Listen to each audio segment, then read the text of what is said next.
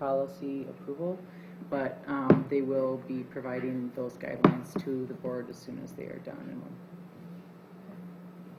So questions for Donna or the committee on the board? Why are they asking? Excuse me. Why are they asking to the approval before the guideline? Because because of the things that we've added about hazing and cyberbullying and what they call relational aggression, really are going to affect the guidelines things that they have to put into place. And so there's a big group that gets together to work on those guidelines, and we don't want to be inefficient and have them make changes to the guidelines when we haven't actually approved the policy. The other question is, so what we will be approving is the policy with all the changes that are here? That is correct. Okay. Any other questions or comments? Okay, this one will be coming back before the board at our December 7th meeting, unless you get substantial feedback. Okay, great. Thank you. School volunteers. So this policy was revised in order to incorporate the new policy for criminal background checks for all volunteers. Our policy did not align with that requirement, and so what you're looking at is a revised policy that talks about it. But also, as we've been doing when we go through policies, anything that is more guideline and procedurally based, we're pulling those out and putting them into guidelines so that we just have our actual board policy in the book. And then, as you'll see next, this actually really required some changes to our visitor policy as well, because there was some confusion as to whether what is the difference between a volunteer and a visitor. So any questions on this policy? I just have a comment. It strikes me as odd that in the school volunteer 1204.00, there's no word of parent in that opening. Therefore, the board encourages community members. I would say by and large, the majority of our volunteers are in fact parents. And I guess I would like to see us include that, to acknowledge, just include parents and community members. And we are, it's more than just parents. I think, what is the terminology we use? Principals out there. It's more guardians. Parents, guardians, and community members. Just for consideration. I think that's a good point. Thank you. We're also going to talk about the guideline document also, or? Well, the guidelines are really not something that we approve, but if you have any comments, I'm sure that they will be duly noted. Okay, there's one in the 1204 in the B section. The last line of it talks about, it seems like kind of a fragmented sentence. District reserves the right to conduct additional background checks prior to the 3-year period, but it never actually talks about any 3-year period. Yeah, I believe the 3-year period is actually in the policy. In the policy. But that's a good point to make. Perhaps then, Becky, you're here, you made a note of that. I have a question. When you're talking about a criminal background check, what specifically is it contemplated will be done? Because there are background checks and there are background checks. Becky, maybe you could answer that. One thing that I should have probably added is one of the things that we noted while we were reviewing these policies is there wasn't a lot of information regarding the criminal background check, and those will all be included as exhibits not only to the policy, but they've made an entire new web page on our website strictly addressing volunteers and Right. where all that information is available. So what we're doing is, one of the questions on the form is whether or not you've ever lived outside of Wisconsin. Mhm. If you have not, we are relying on CCAP, and in some cases where the names are real familiar, we are using a search with the Criminal Justice Department.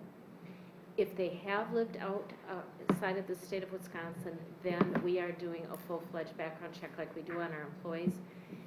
What is hard about that is, in order to do that, then we have to give them a call and get their birth date and social security number. We have not had anyone, first of all, there has been no one that we have denied, and there were a couple of people, I would say 3, that were really uncomfortable with the social security number.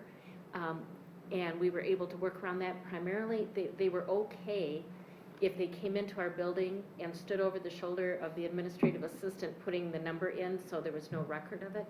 And I believe that anyone who has wanted to volunteer, we found a way to get the information so that we get a background check done. One of the reasons I ask is because you can have, especially with a younger adult, you can have somebody who has, say, a juvenile sexual assault, which will not show up in CCAP, who may have lived their entire life in Wisconsin. Mm. So are you checking sex offender registry too then? No, but we will. We'll start doing that tomorrow. Yeah. Yeah. No, that's a good point. Thank you. Yeah, and, I mean, there are various offenses that a person can be adjudicated of under the age of 17. Armed robbery, for example. No juvenile offenses show up in CCAP, so unless you don't care whether or not they've had those offenses, and, maybe you don't, you need to dig further than that, and to get juvenile records is very difficult. Well, and in all honesty, it would be great if we could do the full background check with everyone, but it's just too costly. We have right now. Well, and that's what prompted my question to begin with, because to do it thoroughly can be very expensive. Yeah, we have over 700 people that have completed the application Right. and working with our kids. And I should clarify too, anyone that is overnight, we do the full background check on. So the people that are coming into the buildings, the majority of the time, they are working with staff. They're not alone with students. So I guess we just have to kind of balance what they're doing as far as their volunteering and how, how much they might be on their own. Yeah, and I guess that's another question is, do you allow non-teaching staff alone with kids? Yeah, and generally no. Yeah. Because that acts as another safeguard if Right. you don't do that. Right. But I appreciate the sex registry information. Yeah. Yoli has a question. The other question is if there's any other way besides online that people can apply for volunteering? Yes, the majority of the people, it's a Google form, so you can fill it online. All the information comes just directly to our department. If they don't have a computer, they can get hard copies of the form in the buildings. Did you have a question, Deb? No. Thank you, Becky. Yeah, could be. Okay. And that too will be coming back to us on December 7th. School visitors. All right. And one thing I did forget to mention about volunteers, we are renaming it to volunteers instead of school volunteers, just because in the table of contents, people don't really think about looking under school first and wouldn't find it under volunteers. So we did actually the same thing for school visitors. And as I said before, this policy, we needed to revamp this as well because there was some confusion as to what a volunteer was versus a visitor. And we have a lot of visitors that come in, let's say just to go to a concert of their, for their child or a sporting event. We would not be able to, do this extensive background check, nor do we want to. So we tried to make the school visitor policy more comprehensive, and also guidelines as well were pulled out, and they'll be added to the policy once it's approved. Any questions, comments? Here you reference parents, guardians, and other citizens. The other Mhm. one is community members. Mhm. I would just go with, Yeah. I'd just be consistent. And I think that in how was, we're you know, that was what was referring in to there already, people. so, perfect.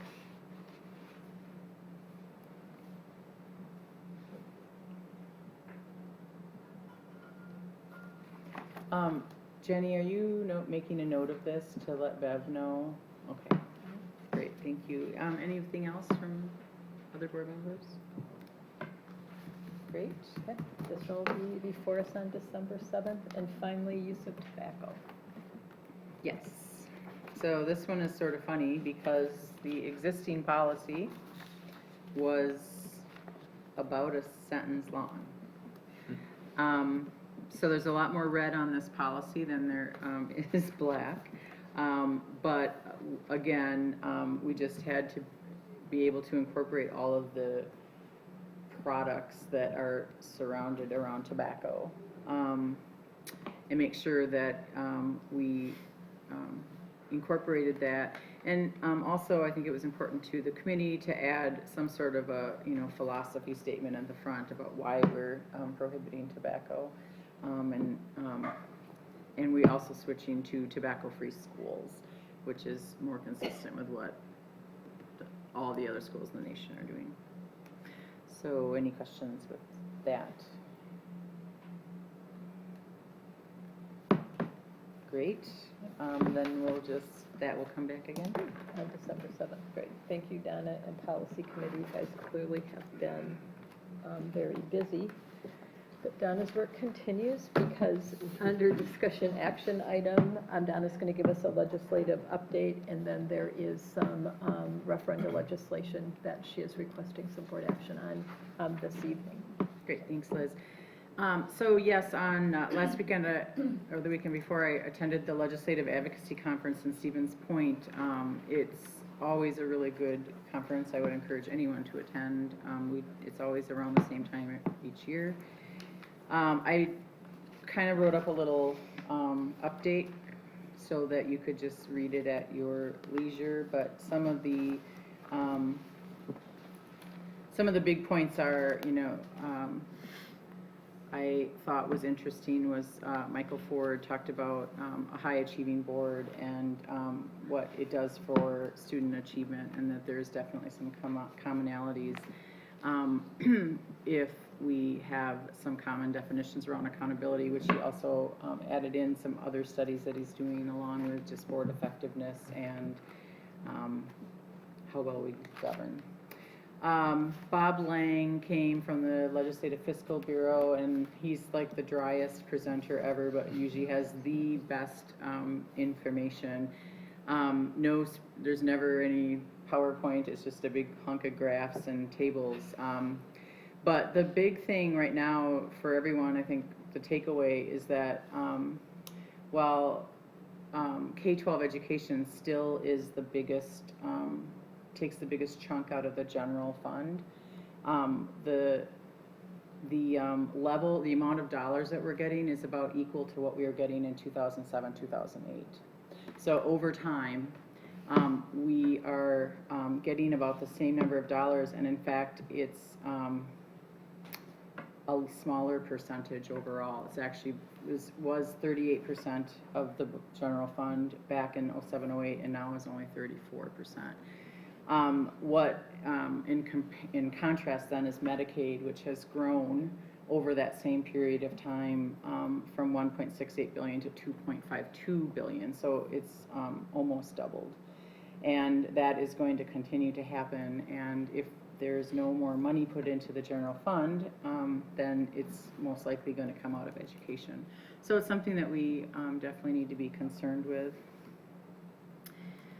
We also had, we always have a legislator panel. This time we had 2 panels, and apparently they had to be separate because we had a Democratic panel in the morning and we had a Republican panel in the afternoon. No real surprise we had Sandy Pope and then a representative from Stevens Point talking to us on the Democratic side. No real surprise there. That afternoon we had 4 Republican legislators there, Luther Olson, a senator, and then 3 representatives. And it was interesting to hear what they had to say. A lot of the legislation that's being proposed right now, they are all, they're against. And really, it's all about local control, but yet actions don't seem to mirror what they're saying.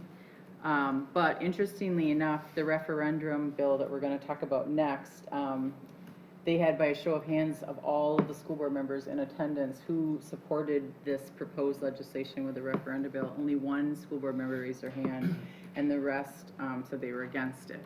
So then, of course, all the legislators then said, well, we're against it too. But we'll see what happens.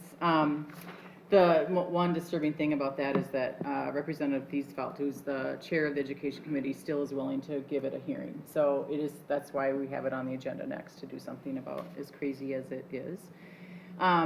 So with that, just a few other things about some legislative stuff that's just happened. If you'll remember, we sent a letter to our legislators saying that we supported the volunteer coaches as board members as volunteer coaches. That was signed into law, as was the school board vacancy law that we also supported. There is a public hearing coming up this week related to the bathrooms. And I think WSB actually just came out today pretty strongly saying they are opposing, thank you, they're opposing this bill that's proposing that they have bathrooms designated for the actual physical sex of a student versus the one that they believe in their heart that they should be going to. So that will be interesting to know what happens with that. Also, there is a public hearing as well on the revenue limit exemption for energy efficiencies. I talked to Erica about this earlier when it came up. We aren't actually taking advantage of that, but what's happening is they want to discontinue it, and because some districts started getting really broad interpretations of what an energy efficiency was, and so it was a way to skirt the revenue limit, and so this is why they want to do that. Again, at the conference, by a show of hands, they asked every board member to, say, do you support the, letting this go away, or do you need to have it? And it was everybody raised their hand saying, please don't take this exemption away. So again, they all said, well, we support you because we believe in local control. So we'll see how that goes. So just keep your eyes open. And so the next thing that I wanted to talk about was the proposed referenda bill. And so to open that discussion. We have it all in here, sorry. Because it's a discussion action You're right. item, I would actually entertain a motion. And then you can go over. Okay, because it's all under the same thing. So do you want me to make the motion? I move that the board approve sending a letter that has been included in our packet to our legislators opposing the proposed referenda bill, and that we also pass a resolution, which has also been included, stating exactly the same thing.